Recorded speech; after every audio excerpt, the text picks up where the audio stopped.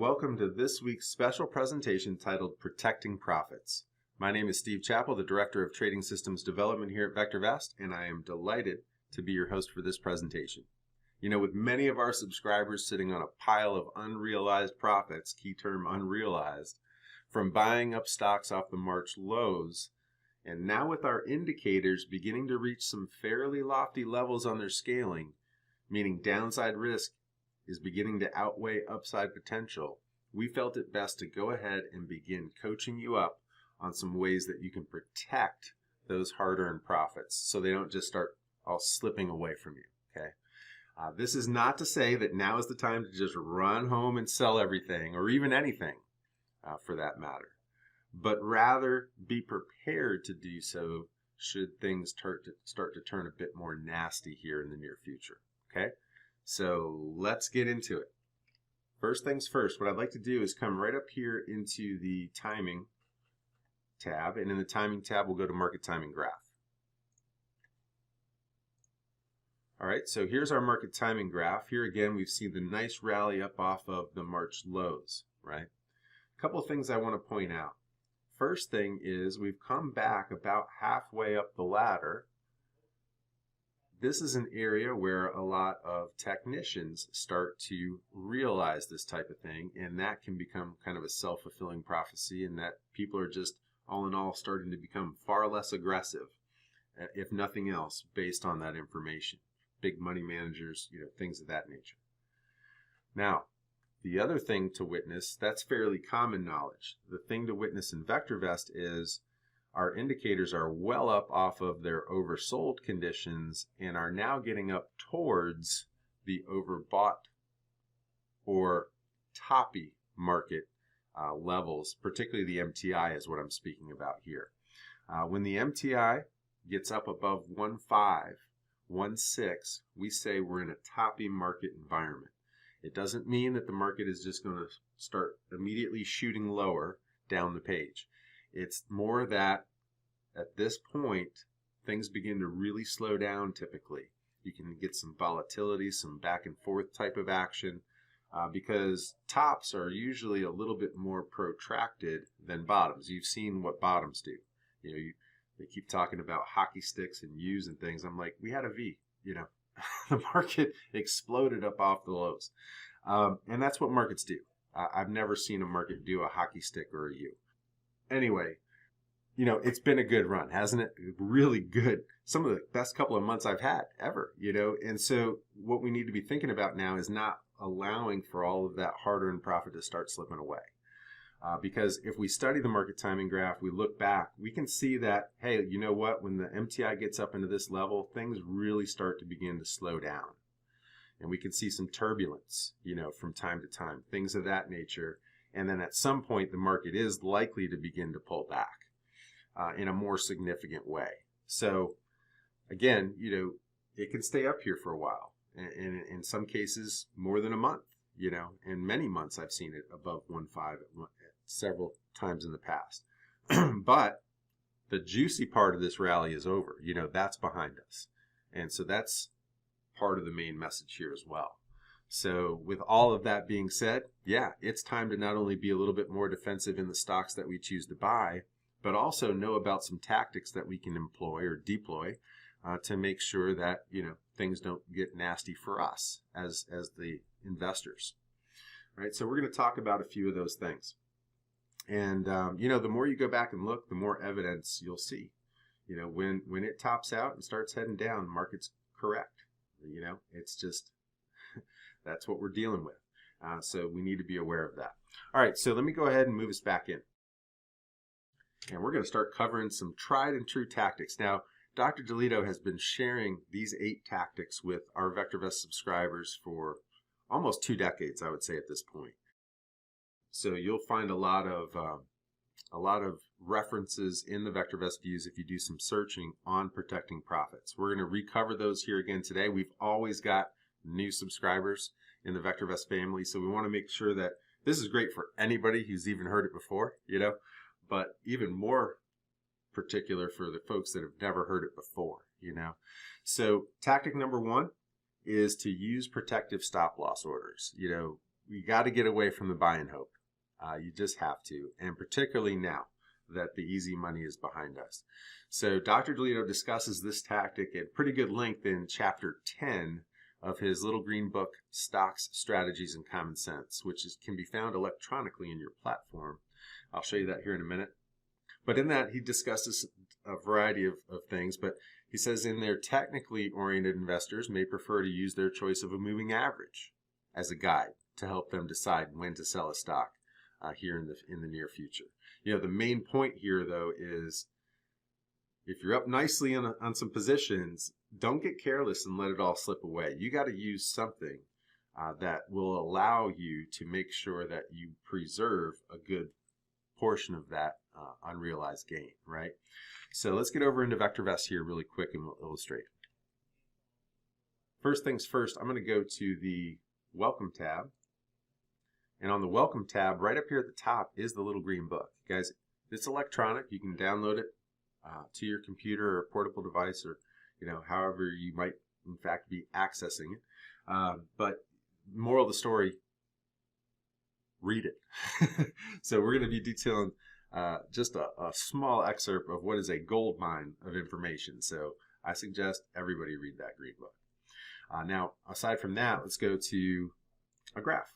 And we'll just detail a little stock that I'm sure most people have heard of. If you go on YouTube or have watched prior special presentations or have been looking at your homepage and the top Midas Touch stocks and the top VST stocks and things, this is a stock that has kind of made its rounds all throughout the software and presentations. And it's for good reason. It's a very high growth solar stock. When they get rolling, man, they get rolling.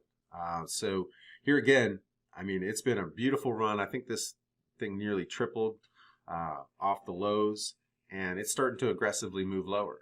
So what do? Well, a good place to start is what's on the screen. You've got a 40-period simple moving average, and that serves as a great guide, to try to capitalize on the vast majority of every move and not trying to cut corners so quickly that you miss things, And so we use that for a reason. It does a good job of keeping us in the long-term trend, getting us out when we prefer to be somewhere else, right? And getting us back in a pretty timely fashion.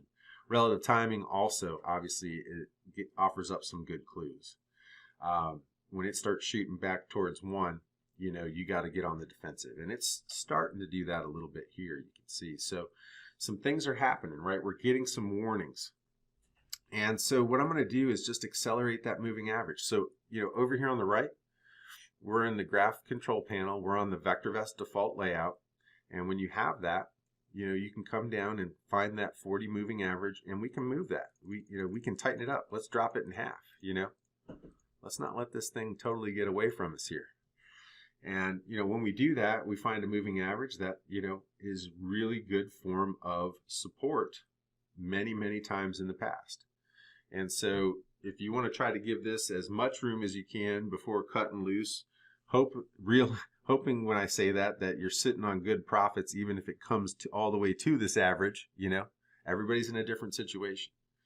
But what I want you to be witnessing is, I'm assuming that we've been in this thing for a while. Let's really start tightening up, and we might even go to a 10. And when we do that, guess what, guys?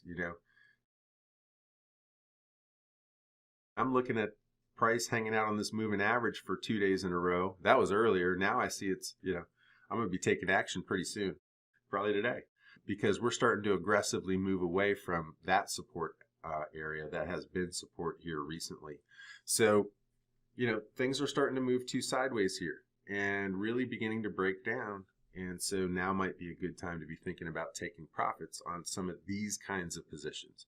This isn't your ultimate retirement solution. That's its own plan. This is for the fun stuff that you've been doing on the side and things like that. But it's a great thing to think about, okay, for everything that you do. All right, so let's move back into the tactics.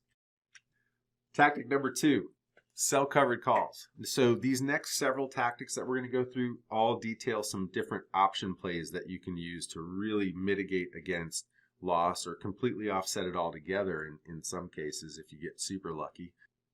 bottom line, guys, options are tremendously useful. I know Dr. DeLito, he shared with us many times in the past that he believes every investor should at some point learn how to trade options. All of us here at VectorVest that in the education space certainly feel the same way, knowing what we know now, and so options offer up a tremendous amount of flexibility. People think of them as being very risky, not when you know how to use them.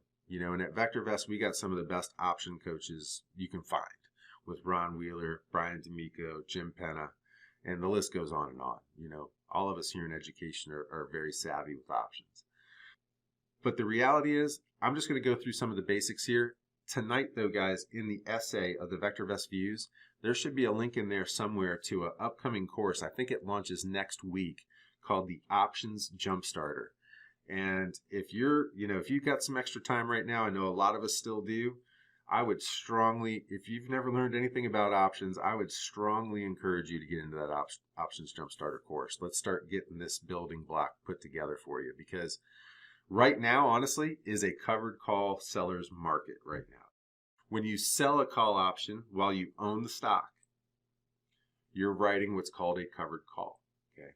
If the stock price rises, you'll be forced to sell the stock at the strike price you choose. That's known as being called away. Typically, you sell a higher strike price than the current price of the stock. Okay. But when you do that, you collect a premium. And that's in exchange for, maybe having to give your stock away in the future. But what you do is you put that in your pocket. And it's like going to the ATM and taking out money. Great book written by Lee Lowell, How to Get Rich with Options. And he likens it to that, man, if you're not selling covered calls, you're missing out because it's free money. So anyway, if the stock doesn't go up, but rather goes down, right, you're going to at least offset a portion of the fall in the stock price by the premium that you collect. And so if it keeps dropping, you can keep selling more and more covered calls if you wish to generate more and more income to at least partially offset some of the decline and at least be putting some money in your pocket for doing so. Okay. However, if things turn really nasty, you can see by what we've said there that you may wish to do something else. And that would be tactic 3, which is to buy the put option. Not sell a call, but rather buy a put. And so if you own a stock, you profit when the stock price goes up, right? If you own a put option, you profit when the stock price goes down or drops. So if you buy a put option while also owning the stock, you're basically buying an insurance policy. And we're all familiar with that terminology, I hope, right? So if the stock price drops, the put will rise and that insurance policy will gain value, offsetting some of your loss on the stock. If the stock price rises, on the other hand, the put will decrease in value, perhaps even expiring worthless, much as most insurance policies do, right? They're there for peace of mind. Worry-free investing is what Jim calls it, right? So just as the insurance policy is designed to do, the put option provides that type of insurance. Of course, you must take money out of your pocket to pay for the premium, same as the insurance policy for that insurance. Puts generally are expensive for that reason. They're used as a defensive mechanism. And that's why tactic number 4 is kind of the coup de grace, and that is the options collar. What we're doing there is we own the stock, we sell the call to collect some premium to help pay for the put that we buy, since puts are expensive.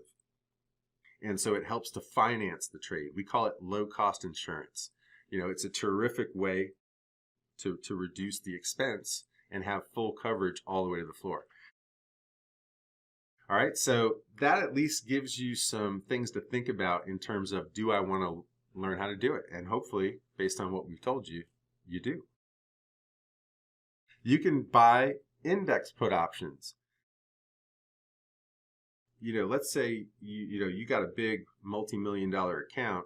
You may not wish to buy puts on every single stock that you own, right? That becomes a challenge even for the savvy investors and traders. If nothing else, it's just a lot of work, you know. And so one of the things that we can do here is buy enough contracts to cover the portfolio value that we employ in our retirement account.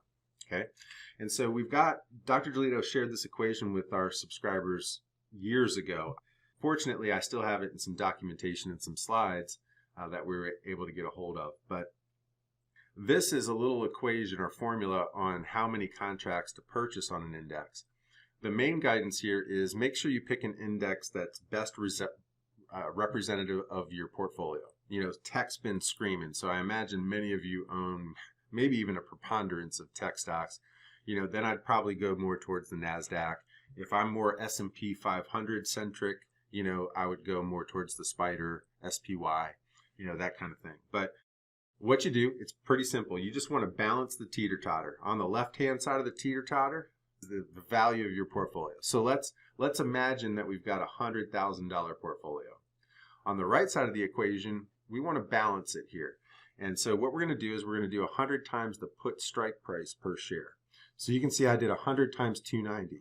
That's the current, at least when I was looking, 290 is the current at the money put option price on the SPDR. Okay. And so the math here is we have $100,000 on the left-hand side. We have $29,000 so far on the right-hand side. Well, if we want to try to perfectly offset, we want to try to push $100,000 on the right-hand side here, okay, of the teeter-totter. Right now, the portfolio is still sitting on the ground on that teeter-totter. And, you know, so what this means is 29,000 times 3, you know, that's starting to get you close towards the 100,000. So you'd be more than partially covered. You'd be almost covered. 4 contracts would be even maybe a little bit overdone. I would do 3 if you are kind of more in my camp where you believe the lows are in, or I would do 4, you know, if things start to turn a bit nastier, realizing you can always add an additional contract at some point if you want to, you know. So maybe the best place to start is with 3, right? So just kind of walking you through some of the math here. But that would balance out so that, you know, if the markets really turn nasty, for every, essentially, you know, there's going to be some give and take here. I get that, okay? But essentially, you're going to be covered. All right, cool. So tactic number 6, a lot easier if you don't know anything about options, is buy Contra ETFs. This is something that I've already started to do from time to time as we've been stymied here at Resistance. You can start working a Contra ETF or 2 into your portfolio as a hedge when the markets start to get a little bit dicey. So we have, what are Contras, right? Contras are ETFs or exchange traded funds that you can buy, even in most retirement accounts, particularly self-directed, you know. And when markets that they represent go down, the fund goes up. That's why they call it Contra. It's contrary to the market direction, okay? So you can buy something that represents like the S&P 500 or the NASDAQ. And when the NASDAQ or the S&P 500 falls, whichever one that you bought that it represents, when it complies and it falls, these funds go up. They go up the page. So just to quickly illustrate, let's go over to VectorVest and take a peek. I'm going to come over here and show you where you can find them. You know, there's a couple of searches in Unisearch. One is best performing Contra ETFs. The other one is worst performing Contra ETFs. So we can go there, and they're under the ETF folder. So, you know, just go to the folder view at the top, and then you got best performing, worst performing, and you can run them. Worst performing is kind of a bit more aggressive, and it might lead you towards sectors like this is the SOX is the semiconductors. Many of you might wish to start with the best performing, the ones that are already doing what you want them to do, and that's rise. So you've got things like gold and some other stuff in here. Now, I would stay away from gold, semis, biotechs until you get far more comfortable with what you're doing here. And so what I'm going to coach you to do is go to the Viewers tab. And in the Viewers tab, we have in the watch list viewer, that's over here on the left. Okay, so you got, here's your home. Over here on the left, you got watch list viewer. In watch list viewer, there's an ETFs folder. You got some leveraged ETF watch lists in here. And as you come down, you've even got non-leveraged.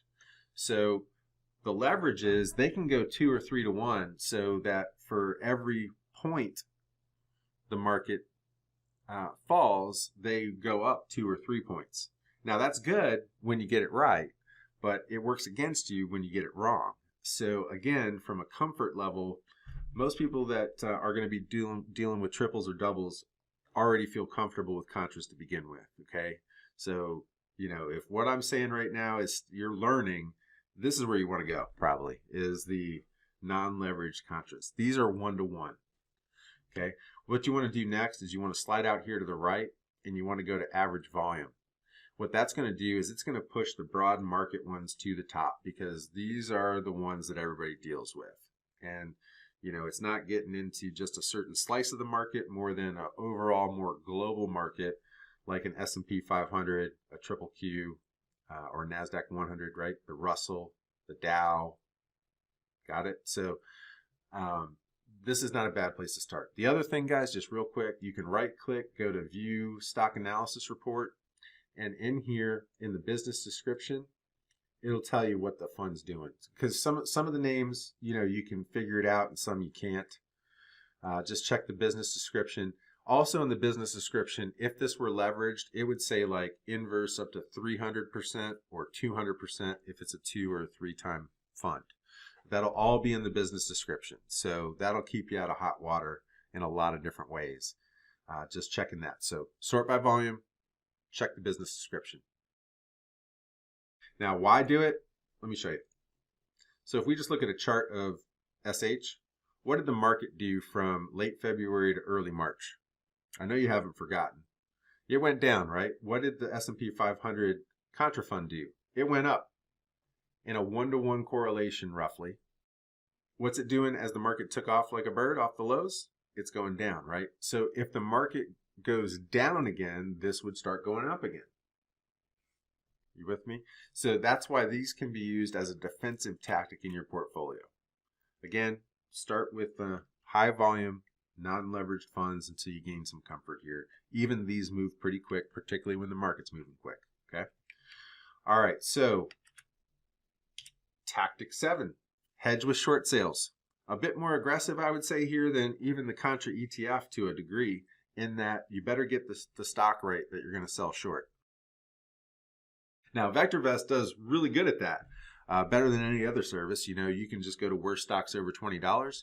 That's, at least last time I looked, one of the far and away better, more predictable searches in the platform, right? But any of the short searches that you would use in VectorVest will give you a much more decided advantage than just the layman trying to give you a stock to sell short, okay? Having said that, again, the 1 to 1 Contras, I believe certainly if you stay broad market, are going to be far less risky than this. So if you know what you're doing with selling short, you can outperform the Contra. Okay. Now, tactic 8, sell your stocks outright when in doubt. I got to pay tax. Well, good for you. No, the reality is, listen, we're not morons, right? If you own McDonald's at $7 a share or something, we're not, we don't mean sell that one. But you better learn those options we talked about. But finally, this is the surest way to protect yourself from losing or letting all your unrealized profits slip away, is just to sell them. Of course, once the stocks are sold, the thing here is you lose out on any potential further upside. If you don't know how to do any of the things we talked about so far, this is always a good option. Okay? All right, so hopefully you enjoyed today's presentation. Our mission is always to provide the best stock market guidance available anywhere at any price. Again, we're not saying that the market's going to enter into any kind of free fall here. Just that downside risk is starting to outweigh upside potential, and you need to be aware of that. And here are some tactics that you can use to add to your arsenal. All right, so thanks for spending this time with me, and we'll see you right back here again next week for your special presentation. See you then. Thank you for taking the time to watch this video. Now, if you're new to the software or would like refresher information about the software, click on this Getting Started video right here. Thanks to all of your input, here's a YouTube video that we think would be perfect for you. Click right here. If nothing else, folks, just hit the subscribe button right here.